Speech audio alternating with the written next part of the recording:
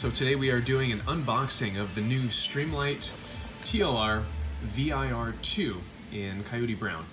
And the reason it looks like this in this packaging and not like this, the traditional Streamlight packaging, is because this was built specifically for military use, and typically any type of military contract, if you look at the warehouses where new military items or technology and firearms are sent, they all come in just plain cardboard boxes. There's nothing fancy, there's no hard cases, nothing like that.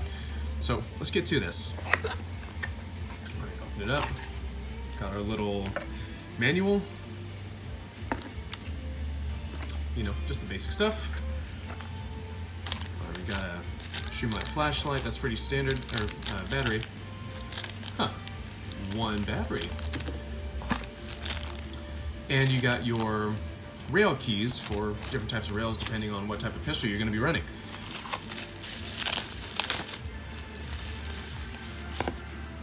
Alright, so here it is.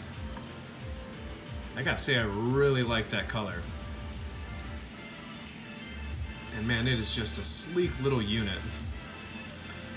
And so I actually bought this, not so much because I wanted to do a review on it, but because I wanted to take a little bit of the weight off of my pistol, my afterburner, M&P, and take a little bit of the bulk off as well, compared to the TLR-IRW. And so you can definitely see there is a pretty dramatic difference. This entire module down here, which actually is a separate piece, is just gone because they have integrated it all into there. So right at the center is your LED diode, up at the top is your IR illuminator, and then on the right hand side, which would actually be the shooter's left, is the IR laser. So looking at both of those from the front side, you can see there's definitely a significant difference. I mean, you're probably talking about 15 to 20% smaller. So, I mean, that's pretty good.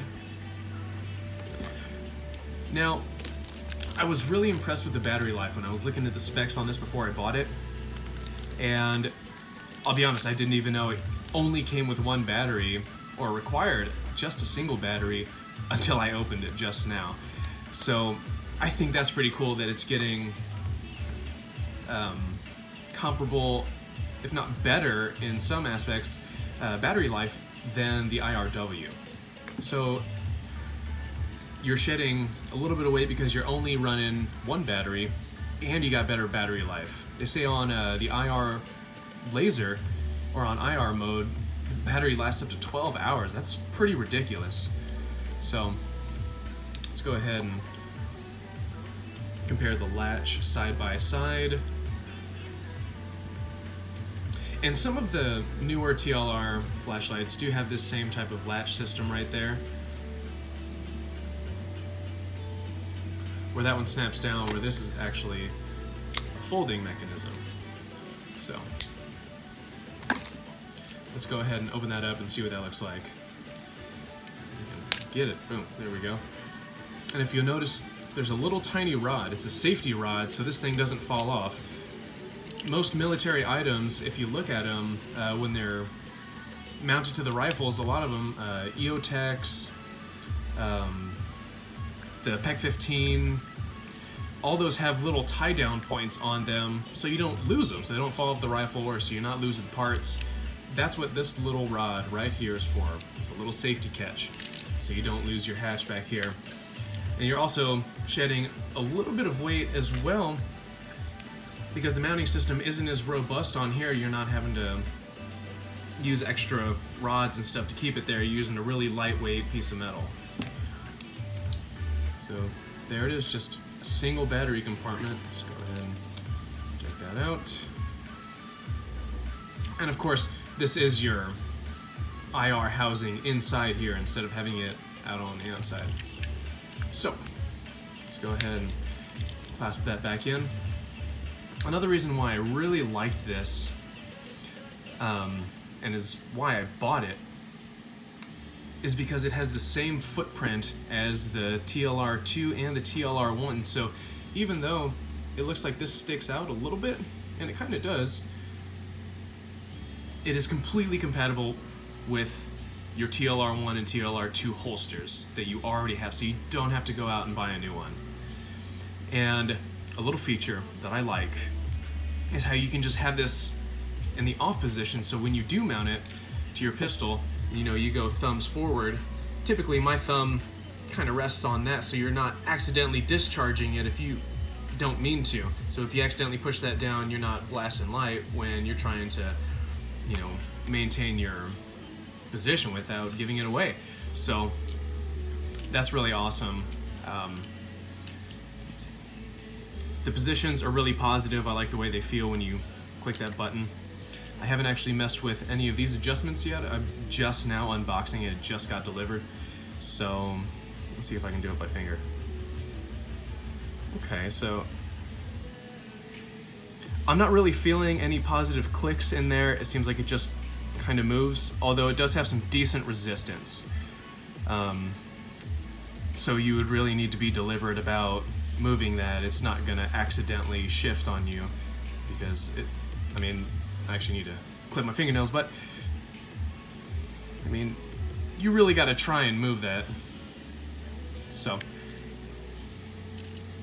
I like this thing. I like it a lot. Haven't had a chance to run it yet, but as of right now, it's going to be mounted on this, and I got 3 different shades of FDE on there now. So that's it. My initial impression is this is a badass little light. Price point was $350, so yeah, that's pretty expensive. The IRW and even the green ones, so I have another one right here, you know, you're still looking at over $300, $300 at minimum for these. So one thing I definitely want to see in the future is a remote door back here. So I have one right here, but this is for the older generations. I don't think I'd be able to use this with this one right here. So you could mount this on the side of like a little sub gun or something if you don't want to spend $700 for a PEC 15, or not a PEC 15, a D-ball, you know, just a basic one, or $1,000 for a nice D-ball, or the EOTech PEC 15 Appy LC.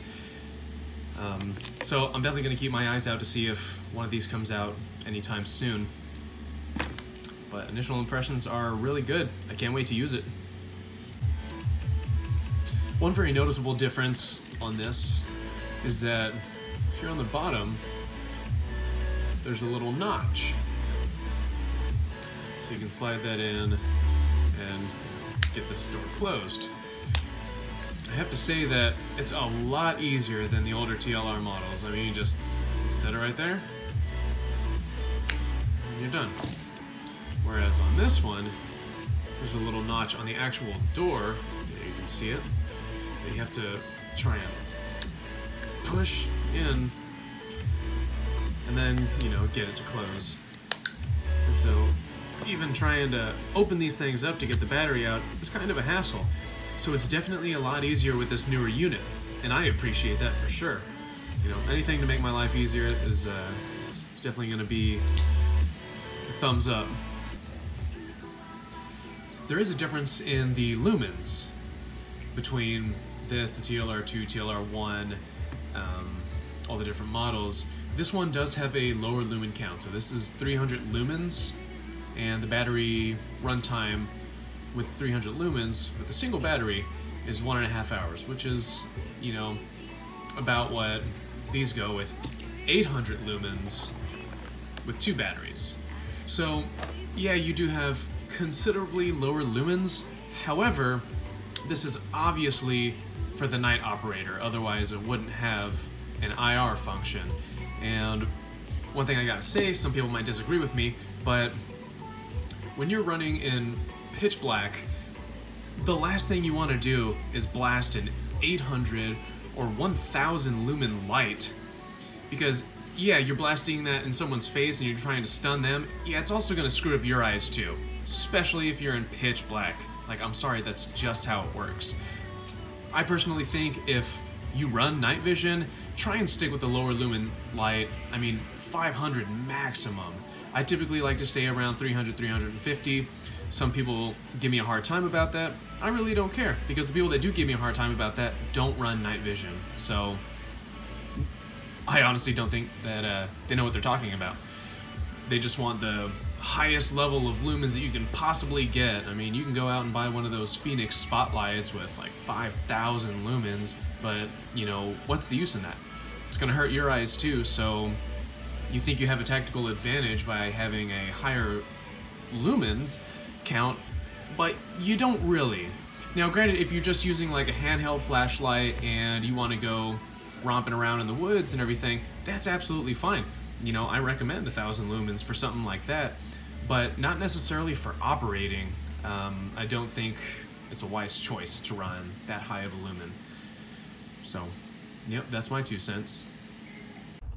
Comparing the exact weight difference between the 2 units with the batteries installed, you can see that the TLR-2 is almost an entire ounce heavier.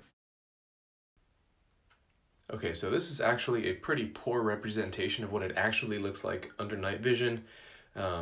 It's not that clear when I'm trying to record it with my phone, but it is very clear when I am personally looking through the night vision with my own eyes.